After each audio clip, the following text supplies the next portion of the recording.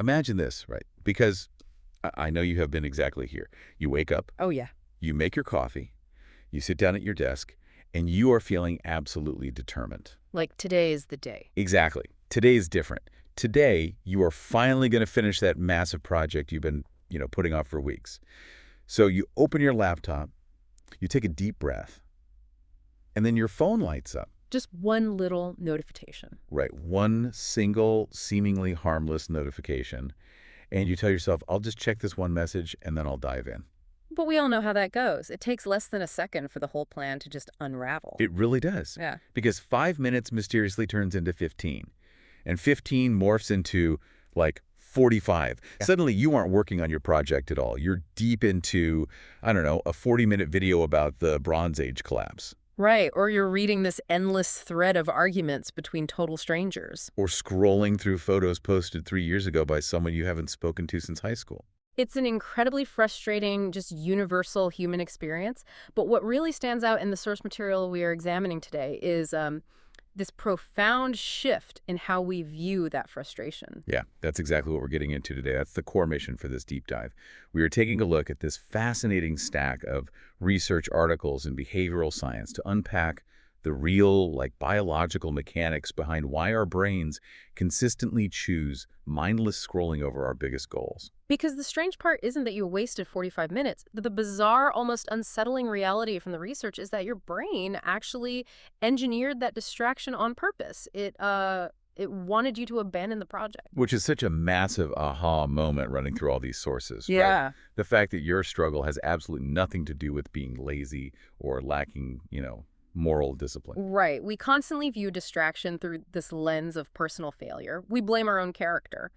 But the sources argue we need to throw out the moral lens entirely. We have to view this through a purely biological, structural lens. I love that. Yeah. To me, it feels like, it's like lacing up your shoes to run a marathon, but getting completely derailed because someone placed a really plush, vibrating massage chair right across the starting line. That's a great way to put it. Like you were mentally prepared for the hard work, but your brain just reached over and pulled the emergency brake for comfort. The massage chair analogy gets right to the heart of the underlying mechanism here. To understand why the chair or, the smartphone always seems to win, we have to look completely past modern productivity hacks. You have to go way back. Way back. We have to travel back a few million years before smartphones, before electricity, before the concept of a career even existed.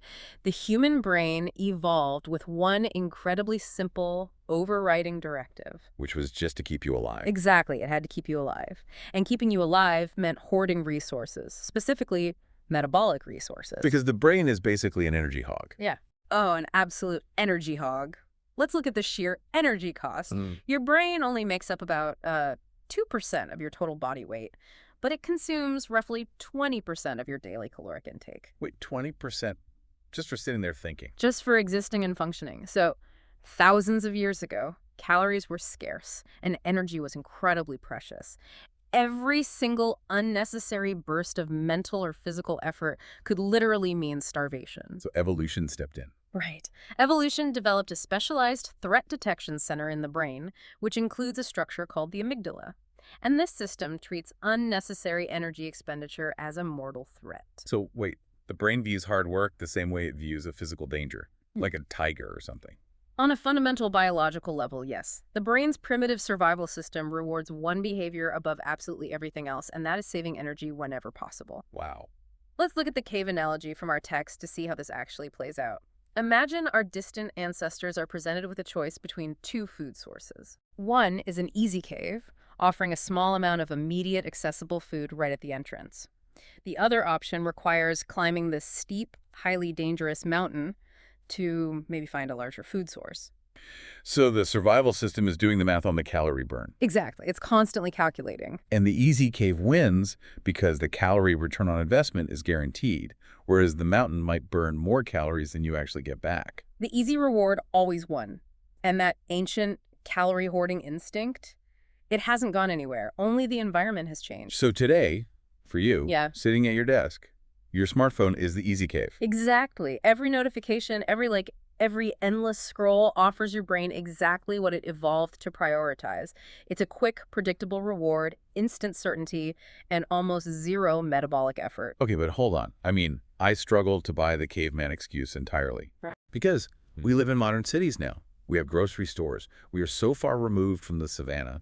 Shouldn't the human brain have realized by now that, missing a social media notification won't kill us, and that writing a big report is actually how we pay for our food? You would think so, but evolution operates on a geological timescale, right? While our environment has changed in the blink of an eye, we are basically running prehistoric hardware in a modern digital world. So the software hasn't updated yet. Exactly. The prefrontal cortex, that's the logical part of your brain that understands career goals and deadlines, that part is relatively new. But the primitive survival system, that amygdala-driven energy monitor, is ancient and deeply entrenched. So when you set a big goal, like writing a massive report or learning a language, These tasks demand a massive amount of cognitive effort long before you ever see a tangible reward. so the ancient brain looks at the spreadsheet, sees the massive cognitive calorie burn required, and just flags it as the dangerous mountain. Exactly. The survival system steps in, overrides the logical prefrontal cortex, and effectively whispers, "This is too risky. We might burn all our glucose and get nothing. Let's just sit in the easy cave." Man, that perfectly explains the internal resistance to the hard work. But, and here's my next question, if my brain is just lazily looking to save energy, why am I specifically addicted to my phone? That is the million-dollar question. Because, why don't I just stare blankly out the window or take a nap? There has to be something active pulling me into the device. The easy cave didn't just build itself. You've hit on the transition from our internal biological vulnerabilities to the external forces weaponizing them. Because you are not just fighting your own ancient biology here. You are fighting thousands of the smartest engineers, neuroscientists, and behavioral psychologists on planet Earth. Wow, that's a little terrifying. It is. The tech industry understands one highly lucrative fact, which is that human attention is a commodity worth billions of dollars. So they aren't just passively offering a distraction, they are actively mining our attention. They absolutely are. And to do that, they don't just build a pleasant distraction. They build systems based on decades of behavioral psychology. The sources point specifically to the foundational work of B.F. Skinner. Oh, the operant conditioning guy, right, mid-20th century. Right, exactly. Skinner discovered that if you put an animal, like a pigeon, in a box with a lever, and the lever dispenses a food pellet every single time it's pressed. The pigeon presses it, eats, and is happy. Right, it will press it when hungry and then, just ignore it. But if you change the system so the lever only dispenses food sometimes at random, unpredictable intervals, the pigeon's behavior completely changes. It becomes obsessed with the lever. Completely obsessed. The pigeon essentially loses its mind. It will peck at that lever endlessly, completely driven by the uncertainty of the reward. This is known in psychology as a variable ratio schedule of reinforcement. And that's the most powerful way to compel behavior. In any mammal, yes. Oh my God. And the tech companies basically took the pigeon box and put it inside our phones. Every single feature on your device is a variation of Skinner's box. That makes so much sense. The autoplay that rolls right into the next video, the infinite scroll that never lets you hit the bottom of a page, the bright red notification badges that signal a reward is waiting. They're all levers. Yes! These are highly engineered, supernormal stimuli. A supernormal stimulus is basically an exaggerated version of a stimulus to which there's an existing response tendency. The algorithms are acting like digital parasites. Digital parasites? Yeah, they perfectly mimic your brain's natural food source, but in a concentration that simply doesn't exist in nature.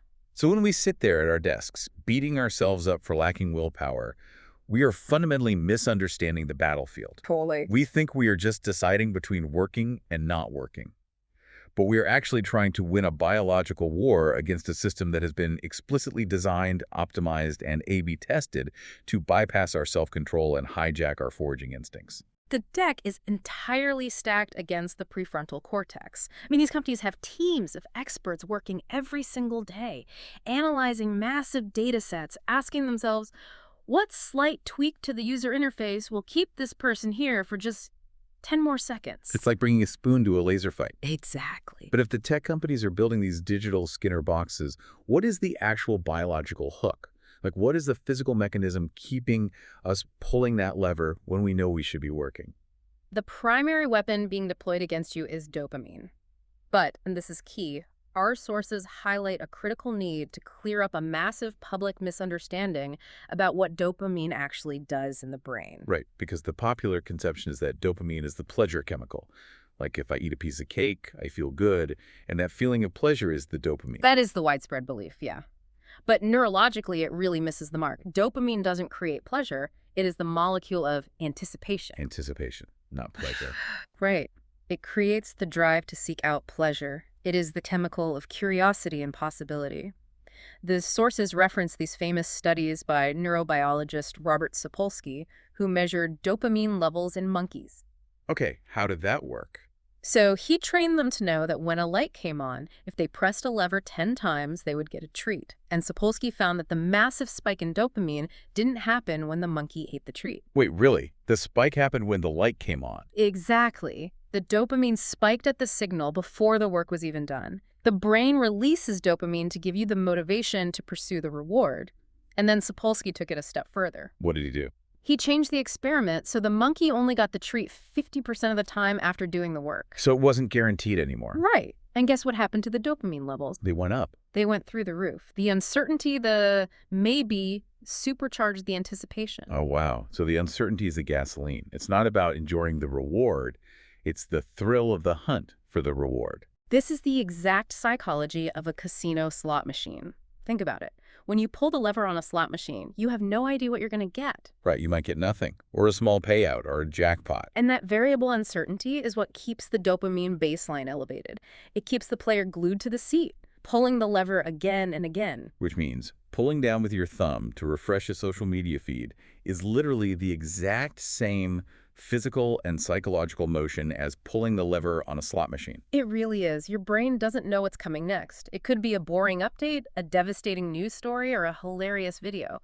That variable uncertainty is an absolute dopamine goldmine. It is a digital slot machine that fits right in your pocket, perfectly tuned to keep your seeking circuitry firing. Exactly. Now contrast that with the meaningful work sitting on your desk. The massive, boring spreadsheet, or, the textbook you need to study. How on earth does the spreadsheet compete with the slot machine? Simply put, it cannot compete on the level of instant dopamine. Meaningful work offers a delayed, abstract reward. Like getting a good grade at the end of the semester or a promotion next year. Or the satisfaction of publishing a book 5 years from now. There is no immediate light turning on, no instant signal of a reward. Your brain looks at the spreadsheet and sees massive metabolic cost with zero immediate dopamine payout. And then it looks at the phone and sees zero metabolic cost with an instant, highly concentrated dopamine spike. So the primitive brain takes the slot machine every single time. It avoids the energy drain of the mountain and retreats to the highly addictive easy cave. Okay, but knowing that we are this completely rigged, knowing that the brain avoids energy drains and is easily hijacked by variable rewards, how does anyone actually get anything done? It's a miracle we do. Seriously, how do humans manage to write books, build bridges, or start companies if our biology is fighting us the whole way? The answer lies in understanding this really fascinating quirk of neuroscience regarding how your brain predicts friction. Specifically, the brain relies on faulty metabolic prediction mechanisms. Faulty predictions. Wait, how does the brain predict the future? Think about the emotional experience of tackling a daunting task, like the dread you feel before starting a workout or staring at a blank page to write a big report. It's almost always agonizing. Oh, absolutely. The dread is the worst part. Right. But once you are 15 minutes into the run or you have a few paragraphs drafted, the emotional weight lifts. The work is still hard, but the agonizing resistance is just gone. Yes. The anticipation of the work is infinitely worse than the work itself. I experience that every single day. Most people do, and it is a documented neurological phenomenon. Before you begin a difficult abstract task, your brain runs a simulation. It tries to predict how much glucose, how much metabolic energy this activity is going to cost. Okay. And because of that primitive survival drive to hoard energy we talked about, your brain dramatically exaggerates the predicted cost. The amygdala sounds the alarm. Makes the report feel impossible. Exactly. It makes the workout feel utterly exhausting before you've even put on your workout clothes. So it's intentionally inflating the cost to scare you out of doing it just to protect the energy reserves. It is a protective mechanism, yeah. But the text reveals a critical pivot point in this whole process. The brain's prediction is notoriously inaccurate. About 5 minutes into the actual physical task, something remarkable happens. What happens? The prefrontal cortex gathers real-time data on the energy being expended, and it recalculates. It essentially tells the amygdala, wait a minute, we're doing the work, and we aren't dying. This calorie burn is manageable. It's not a dangerous mountain after all. Wow. And in that exact moment of recalculation, the biological resistance vanishes. Okay, this completely flips everything I've ever been taught about getting work done. I mean, our whole culture is based around this idea of waiting for motivation. Oh, 100%. We tell ourselves, I just need to watch a few more videos to get inspired, and once I feel motivated, I'll start the project. But the science is showing that the feeling of motivation is actually the reward the brain gives us after we start the task, once that recalculation happens. The sequence we've been taught is entirely backward. Motivation follows action. Action does not follow motivation. That is so wild. Most people are sitting at their desks waiting for a feeling of ease and inspiration that will biologically never arrive until they begin. The hardest part of any meaningful endeavor was never the work itself. The hardest part was convincing your exaggerated, energy-hoarding survival system to just let you take the first step. Because action forces the brain to recalculate. Yes. Action forces the brain to recalculate, which creates momentum. That momentum creates confidence, and confidence is what builds consistency. Okay, but if action is the necessary trigger for motivation, and we know those first 5 minutes are fiercely guarded by this prehistoric alarm system screaming about energy loss, how do we safely initiate that action? That's the trick, isn't it? Right. How do we take that first step without the amygdala pulling the emergency brake and sending us back to the smartphone? We have to find a way to reprogram the prehistoric software. And the solution synthesized in our sources is brilliantly counterintuitive. You do not need to summon massive amounts of willpower. Thank goodness for that. Right. And you do not need to retreat to a cabin in the woods and throw your phone in a lake. You simply need to make the first step of your project so incredibly microscopic that the brain's primitive threat detector cannot register it as a risk. So what does a microscopic step look like in practice for a massive project? It really comes down to the internal language you use when you set an intention. If you sit down at your desk and tell yourself, I am going to write this entire 10-page report right now, your brain runs the simulation. And it calculates a massive energy loss. It hits the panic button and immediately seeks the dopamine of the digital slot machine to cope with the stress. So you have to shrink the demand you place on yourself. You shrink it until it sounds almost ridiculous. You tell yourself, I am just going to open the Word document. That's it. Really, just open the docs. Just open it. Or I will write one single sentence. I will read one paragraph of the textbook. I will simply put on my running shoes. When the task is that microscopic, it slips completely under the radar. Because the amygdala doesn't flag opening a document as a metabolic threat, because it requires almost zero energy. Exactly. Your primitive survival system relaxes. It is essentially a Trojan horse strategy for your own brain. That's a perfect way to phrase it. You are sneaking the action past the prehistoric guards by making it look entirely harmless. It probably passed the threat detection entirely. And once that tiny movement begins, once the document is open and your fingers type that one sentence, you are physically in motion. The 5-minute clock starts. Right. The prefrontal cortex begins gathering data, the recalculation happens, and the friction just melts away. You find yourself typing the next sentence and then the next because the biological resistance has been deactivated. I love the mechanics of this because it completely removes the burden of guilt. It really does. You don't have to feel like a failure for procrastinating. You can just objectively observe your own biology and say, oh, my amygdala is overreacting to the idea of a 3-hour task.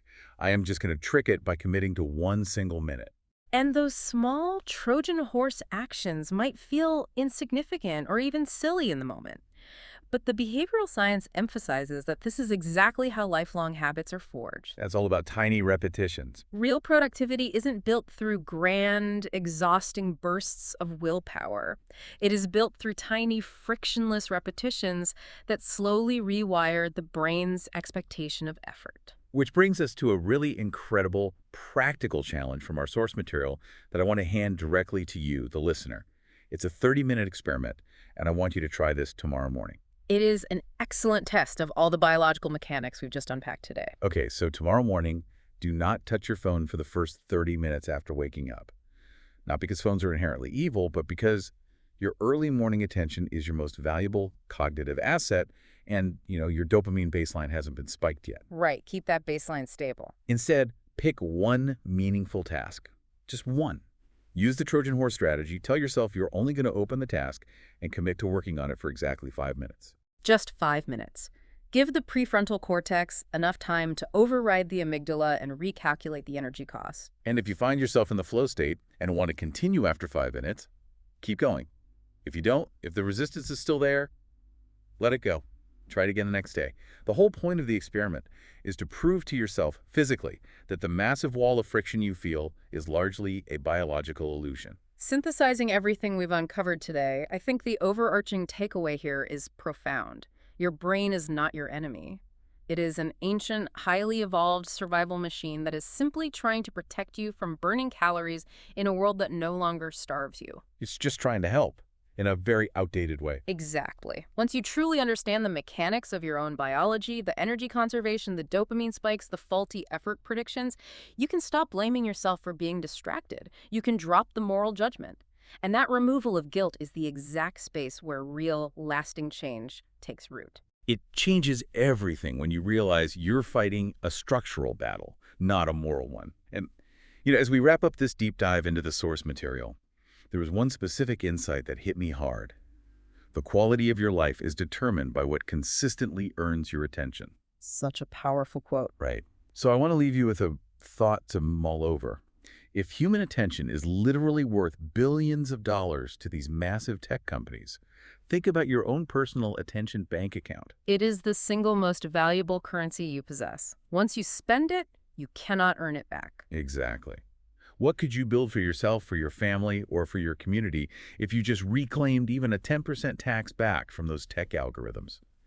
If you understood your biology well enough to pull your attention away from the digital slot machines and instead invested that evolutionary energy into your own dangerous mountains, your own goals, your own dreams, what would that look like? It's a huge question to ask yourself. It really is.